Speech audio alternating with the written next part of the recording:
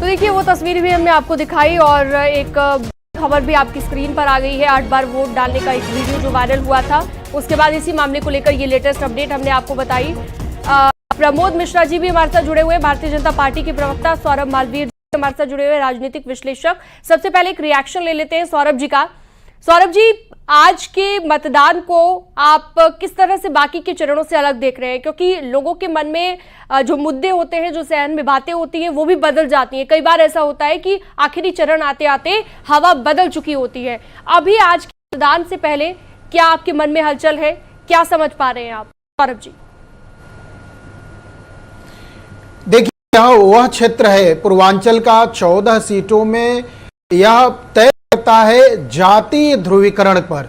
यानी कुल मिला के 2 हिस्से में बहुत खास बात है इस पूरे 14 सीटों में, जो 9 बीजेपी के पास, बाकी एसपी और के पास 1 गई थी, बाकी 4 बीएसपी के पास। इसलिए महत्वपूर्ण है कि यह जातीय गठबंधन के बोलबाला है। और दूसरी तरफ एक बड़ा मुद्दा है वो जो है डेवलपमेंट। इसमें तो कुछ परंपरागत सीट है, यानी वोट बैंक है, और फिर राष्ट्रवाद है, विकास की बात है, तमाम चीजों को लेके है। इसलिए यह क्षेत्र बहुत ही मजबूती से मतदान करता है, जिसका उदाहरण को दिख रहा है। सुबह के समय कितनी लंबी लंबी लाइन है, जिसमें लगातार अपील कर रहा है, शासन प्रशासन का अपील है कि मतदान होना चाहिए, पहले मतदान फिर जलपान, उसी का परिणाम है। तो कुल मिला के मुझे ऐसा लगता है कि इस क्षेत्र में जातीय ध्रुवीकरण है, विकास के मुद्दे हैं, सभी चीजें, परंपरागत सीटें, खास करके जौनपुर की बात करें, आजमगढ़ की बात करें, डुमरियागंज की बात करें, ये सारे वो लोकसभा क्षेत्र हैं जहां पर एक बार फिर से सांसद के लिए, यानी वहां के प्रतिनिधि के लिए शाख की भी बहुत महत्वपूर्ण बात है। ठीक है कि वो अपने शाख। तो आपको लगता है कि जातीय ध्रुवीकरण भी एक मुद्दा है, विकास का भी एक मुद्दा है। प्रमोद मिश्रा जी से भी एक रिएक्शन ले लेते हैं आज के मतदान को लेकर। प्रमोद जी, भारतीय जनता पार्टी के मन में क्या चल रहा है? हालांकि पलड़ा आप ही लोगों का भारी है इन 14 सीटों में अगर हम देखें, लेकिन फिर भी बसपा के खाते में जो सीटें हैं वो आपके पास कैसे आई? क्या कोई रणनीति बनाई है भारतीय जनता पार्टी ने? और आज को लेकर क्या हलचल है आपके मन में प्रमोद जी? जी, 10 में से 2019 में हमारे पास 14 में से 9 सीटें थी। एक मध्यावधि चुनाव हुए तो 14 में से 10 सीटें आ गई। आज अभी आपने अपने वक्तव्य में ऐसा कहा कि अंतिम चरण तक चलते चलते हवा का रुख बदल जाता है। नहीं जी, जो हवा चल पड़ती है अंतिम चरण तक आते आते वो उन हवाओं में और तेज आ जाती है। तो जो हम देख रहे हैं और जिस तरह से आप भी अपने स्क्रीन पे दिखा रहे हैं और आपके रिपोर्टर्स जो जगह जगह से बता रहे हैं, एक भारी उत्साह है लोगों के बीच और हर विषय को लेकर के जनता अब जागृत है। सौरभ जी बोल रहे थे जातीय समीकरणों पर चुनाव होते थे, हाँ इसका प्रभाव है, लेकिन जो ज्ञान है, एक वर्ग बताया, लाभार्थी एक वर्ग बताया।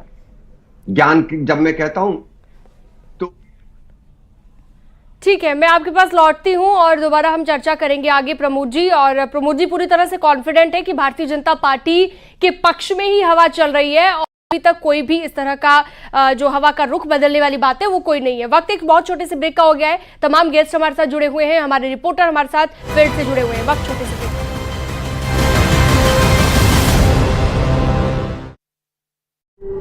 मैसेज देना चाहेंगी मतदाताओं को? काफी कम परसेंटेज देखने को मिल रहा है वोटिंग को लेकर। मैं ये मैसेज देना चाहूंगी कि सभी लोग मतदान करें अपने चुनिंदा प्रत्याशी को। यह भविष्य उनका है, उन्हें अपने 5 साल के भविष्य का निर्धारण उन्हें आज करना है कि उन्हें किसको चुनना है और कौन उनके 5 साल के भविष्य का निर्धारण करेगा। तो इसलिए आज सुबेरे जलपान न कर पहले मतदान करें और मत केंद्रों पर आकर 100% मतदान में योगदारी निभाएं।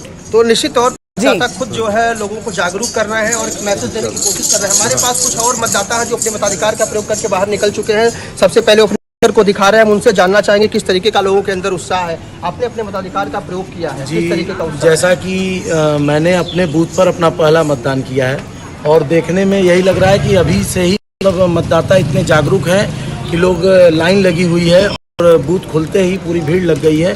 तो उम्मीद पूरी है कि मतदान जो है अच्छे प्रतिशत में होगा। हमारे साथ और भी कुछ वोटर है जो जी अभिषेक लौटूंगी आपके पास। बहुत सारे लोग देखिए वोटिंग करके आ चुके हैं, सुबह सुबह ही जागरूक मतदाता हैं ये। सबसे पहले आप देखेंगे कॉन्स्टिट्यूंसीज पर हमारे जो सहयोगी हैं, हमारे रिपोर्टर्स जो हैं वो आपको नजर आएंगे। एक एक तस्वीर जनता के साथ की चर्चा आप तक पहुंचाई जाएगी। साथ ही आपके उल्टे हाथ की तरफ आप देख रहे हैं कि किस तरह से आज देश के 8 राज्यों में जो मतदान हो रहा है उनमें कौन कौन से वो राज्य हैं जिन पर मतदान हो रहा है, कितनी सीटें उनकी हैं जिन पर मतदान हो रहा है, तो वो आप अच्छे से समझ सकते हैं। साथ ही आपके सीधे हाथ की तरफ आप देखेंगे कि आप उत्तर प्रदेश में, स्पेसिफिकली उत्तर प्रदेश में जिन 14 सीटों पर वोटिंग हो रही है, कौन कौन से वो इलाके हैं, कौन कौन से वो क्षेत्र हैं जहां पर आज वोट डाले जा रहे हैं। सुल्तानपुर, प्रतापगढ़, श्रावस्ती, डुमरियागंज, बस्ती, संत कबीर नगर, लालगंज, आजमगढ़, जौनपुर, मछली शहर, वही ये सारी वो सीटें हैं जो पिछली बार बीजेपी ने जीती हैं। इनमें से कुछ सीटों को अगर आप छोड़ दें तो वो गई हैं गठबंधन, पिछली बार के समाजवादी पार्टी और बसपा के गठबंधन के खाते में, लेकिन ज्यादातर सीटें इसमें बीजेपी की है। तो इस बार आप कह सकते हैं कि चुनौती बीजेपी के लिए भी बड़ी है कि पिछली बार का प्रदर्शन दोहराया जाए, उससे बेहतर प्रदर्शन किया जाए। और विपक्ष के लिए भी बड़ी चुनौती है कि देखिए इस बार बीजेपी के हाथ से सीटें छीनी जाएं। और इस समय हमारे साथ हमारे सहयोगी जुड़ गए और जानकारी के साथ। आजमगढ़ से अभिषेक उपाध्याय हमारे साथ हैं, प्रयागराज से सर्वेश दुबे हमारे साथ हैं, भदोही से दिनेश पटेल मेरे साथ हैं, बस्ती से हाफिजपुर रहमान हमारे साथ हैं, बस्ती से हाफिजपुर से, और श्रावस्ती से सर्वेश सिंह हमारे साथ हैं। सबके पास जाएंगे कि करके तस्वीरें देखना बहुत जरूरी है आज छठे चरण के मतदान की, और अगर चर्चा करी जा सके लोगों के साथ तो और बेहतर होगा। सबसे पहले चलते हैं अभिषेक उपाध्याय के पास, आजमगढ़ से हमारे साथ मौजूद हैं। अभिषेक, बहुत महत्वपूर्ण सीट है ये, निरुआ के लिए भर भर के प्रचार न सिर्फ मुख्यमंत्री योगी आदित्यनाथ बल्कि प्रधानमंत्री नरेंद्र मोदी ने भी किया है। कैसा चुनावी माहौल, कैसा आपको नजर आ रहा है इस समय नजारा वहां पर? कितनी भारी संख्या में लोग पहुंचे हुए हैं छठे चरण में वोटिंग करने के लिए? अभिषेक, तो अभिषेक अभी हमारे साथ नहीं है। देखिए अभी हमारे सहयोगी जुड़ रहे हैं, तैयारी तो पूरी कर ली गई है, लोग भी उनके साथ मौजूद हैं। प्रयागराज चलते हैं, सर्वेश से ले लेते हैं इसी सवाल का जवाब। प्रयागराज बेहद महत्वपूर्ण सीट, बीजेपी ने इस बार यहां से कैंडिडेट अपना चेंज कर दिया है सर्वेश, लेकिन आपको क्या लग रहा है इस समय कैसे वहां पर माहौल बना हुआ है छठे चरण के मतदान के लिए? जो लोग वहां पहुंच रहे हैं उनके अंदर कैसा उत्साह आप देख पा रहे हैं सर्वेश? देखिए आज लोकतंत्र का महापर्व है और छठे चरण में यूपी की भी 14 लोकसभा सीटों पर आज वोटिंग हो रही है।